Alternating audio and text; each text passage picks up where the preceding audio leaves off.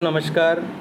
MPPSC assistant professor paper first के lecture number 29 में आप सभी का स्वागत है। यदि आपने पिछले लेक्चर्स नहीं देखे हैं तो 1 से 28 तक लेक्चर आप देख लीजिएगा।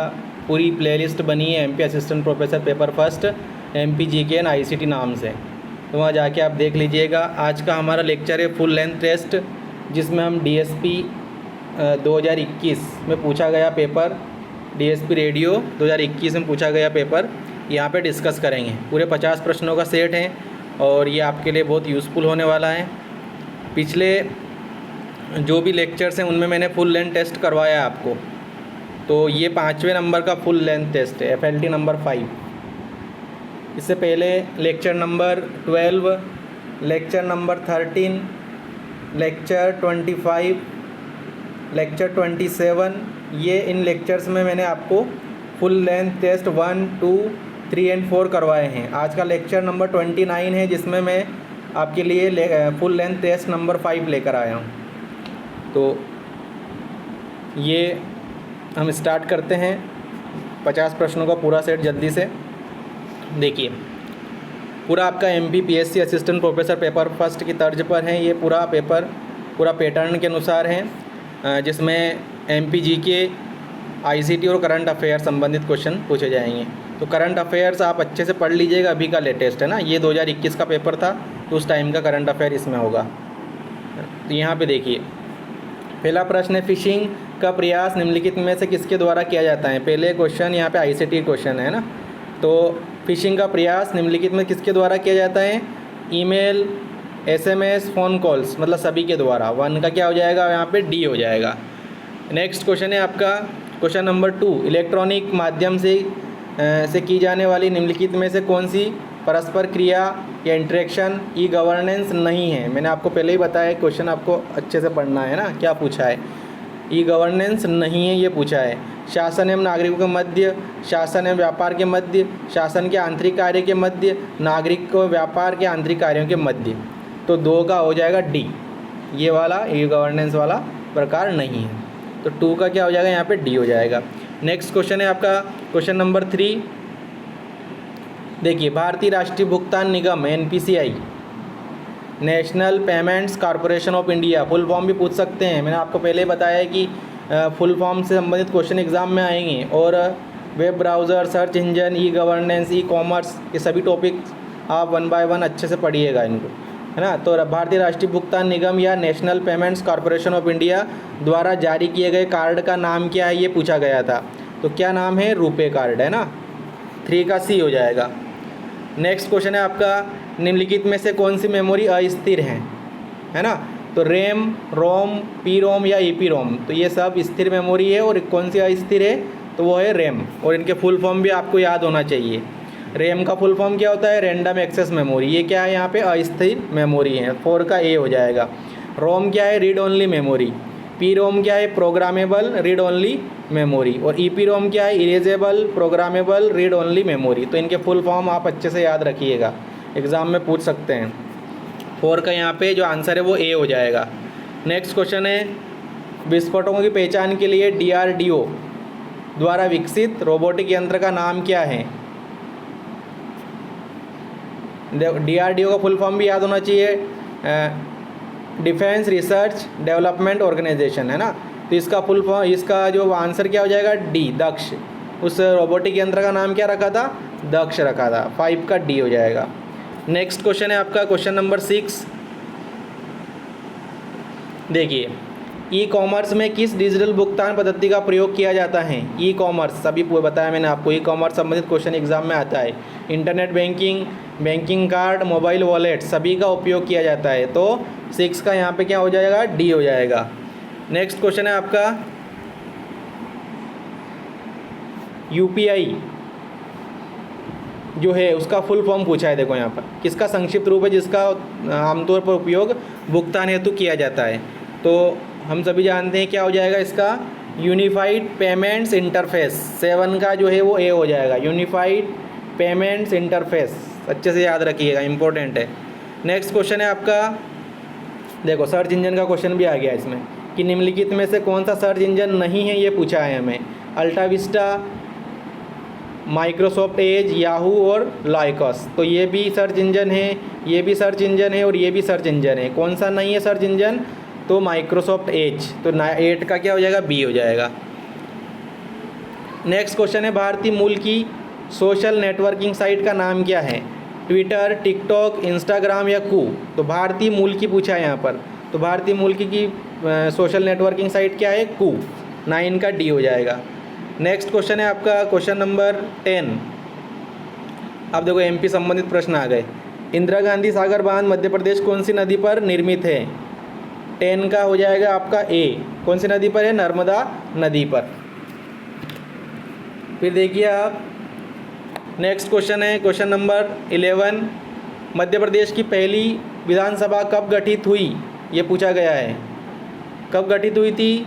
11 का हो जाएगा आपका डी 1956 में, और 1 नवंबर 1956 को ही मध्य प्रदेश का गठन हुआ था, है ना। 11 का डी, पुनर्गठन बोल सकते हैं हम।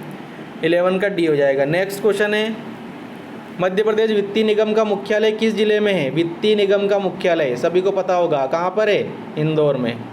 12 का बी हो जाएगा। नेक्स्ट क्वेश्चन है, फर्टिलाइजर कारखाना विजयपुर जिला गुना किन देशों के सहयोग से स्थापित किया गया? इस टाइप के क्वेश्चन एग्ज़ाम में आते हैं हमेशा। अभी भी 2024 की एग्ज़ाम हुई उसमें 9 जून की असिस्टेंट प्रोफेसर की, उसमें भी इस टाइप का क्वेश्चन पूछा गया था, है ना। तो इस टाइप के क्वेश्चन भी आप याद रख लेना। तो यहाँ पे 13 का हो जाएगा आपका ए, संयुक्त राज्य अमेरिका और इटली की सहयोग से ये हुआ था, फर्टिलाइजर कारखाना विजयपुर जिला गुना। 13 का क्या हो जाएगा? ए हो जाएगा। नेक्स्ट क्वेश्चन है आपका क्वेश्चन नंबर 34। देखिए 34 नहीं 14 है ना, 13 के बाद 14। नेक्स्ट क्वेश्चन है 14। भारतीय संविधान का अनुच्छेद 370 जम्मू कश्मीर संबंधित कब निरस्त किया गया था? तो ये लेटेस्ट टाइम पे करंट अफेयर क्वेश्चन था। तो 14 का हो जाएगा आपका बी, 5 अगस्त 2019 को। 14 का क्या हो जाएगा? बी हो जाएगा। नेक्स्ट क्वेश्चन है आपका क्वेश्चन नंबर 15। भारत की प्रथम महिला मनोचिकित्सक जिनकी मृत्यु 5 दिसंबर 2021, ये भी करंट अफेयर का था, का नाम क्या था? ये पूछा गया है। तो 15 का हो जाएगा, क्या नाम था उनका? शारदा मेनन। तो करंट अफेयर भी आप अच्छे से पढ़ के जाइएगा, अभी लेटेस्ट है ना, 2023 का और 2024 का। 15 का ए हो जाएगा। नेक्स्ट क्वेश्चन है आपका क्वेश्चन नंबर 16। भारत का प्रथम स्वदेशी aircraft carrier INS Indian naval ship Vikrant 2 सितंबर 2022 को किस शिपयार्ड में भारतीय नौसेना को सौंपा गया? ये पूछा गया था। तो 16 का हो जाएगा आपका डी हो जाएगा, कोचिन शिपयार्ड। 16 का यहाँ पे डी हो जाएगा। नेक्स्ट क्वेश्चन है, मध्य प्रदेश को कितने औद्योगिक केंद्र विकास निगम में बांटा गया है? ये क्वेश्चन पूछा गया था। तो 17 का हो जाएगा आपका सी, कितने में बांटा गया है? 7 में। 17 का सी। नेक्स्ट क्वेश्चन है आपका क्वेश्चन नंबर 18। रानी लक्ष्मीबाई को अंग्रेजों से बचाने हेतु उनकी वेशभूषा धारण करने वाली वीरांगना का नाम क्या था? ये पूछा गया है, इंपॉर्टेंट क्वेश्चन है। 18 का हो जाएगा आपका डी, क्या नाम था? झलकारी बाई। 18 का डी हो जाएगा। नेक्स्ट क्वेश्चन है क्वेश्चन नंबर 19। निम्नलिखित में से कहाँ के किले में आहूखाना या मृगवन स्थित हैं? ये पूछा गया है। आहूखाना या मृगवन कहाँ के किले में स्थित हैं? तो 19 का ए हो जाएगा, बुरहानपुर के किले में। 19 का ए। नेक्स्ट क्वेश्चन है क्वेश्चन नंबर 20।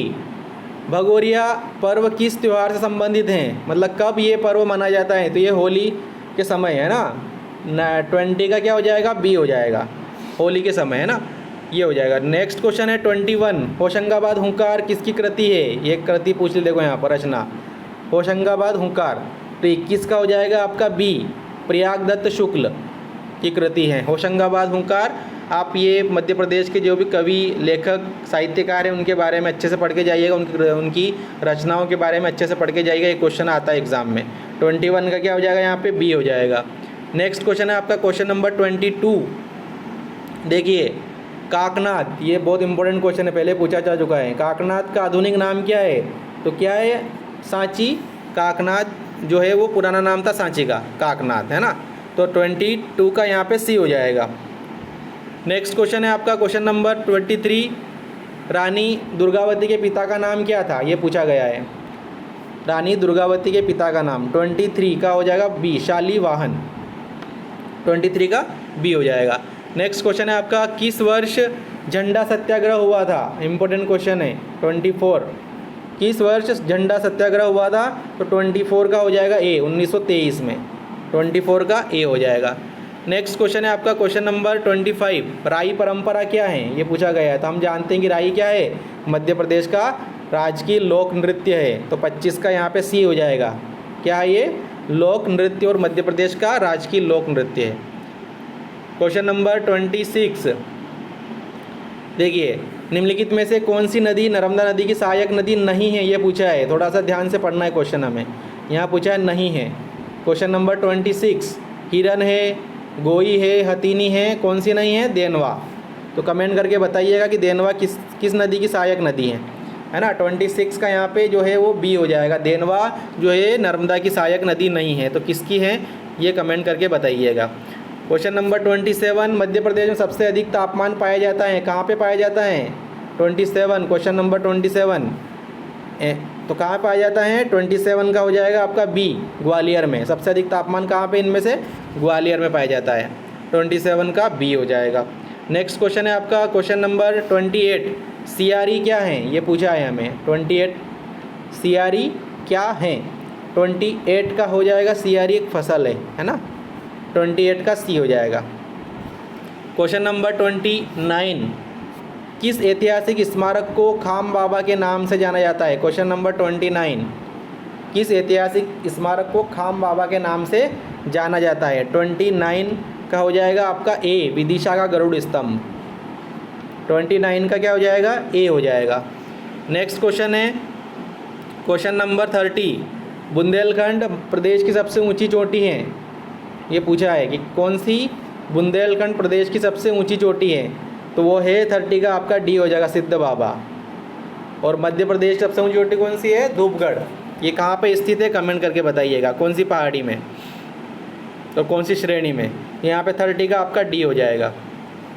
नेक्स्ट क्वेश्चन है 31, देखिए, कठोरता की दृष्टि से हीरे के बाद दूसरा अधात्विक खनिज है, ये पूछा है 31।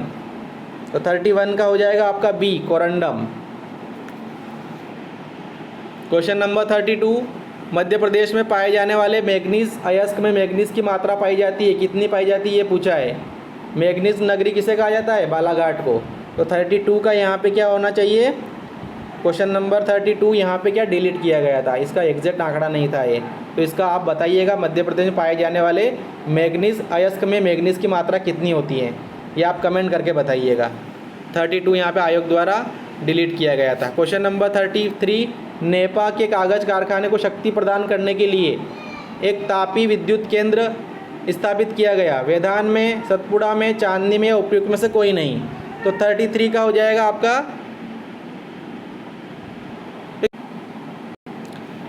33 का क्या हो जाएगा? यहाँ पे सी हो जाएगा, चांदनी, है ना। 33 का सी। क्वेश्चन नंबर 34, मध्य प्रदेश में सबसे अधिक वर्षा कहाँ होती है? ये पूछा है। मंडला, अमरकंटक, पचमढ़ी या बालाघाट? तो इसका जो सही आंसर हो जाएगा 34 का सी। कहाँ पे होती है मध्य प्रदेश में सबसे अधिक? पचमढ़ी में। और सबसे कम कहाँ पे होती है? भिंड में, गोहद, भिंड। 34 का सी हो जाएगा। नेक्स्ट क्वेश्चन है आपका क्वेश्चन नंबर 35, देखिए, मध्य प्रदेश में किस वर्ष पोषण महोत्सव योजना लागू हुई?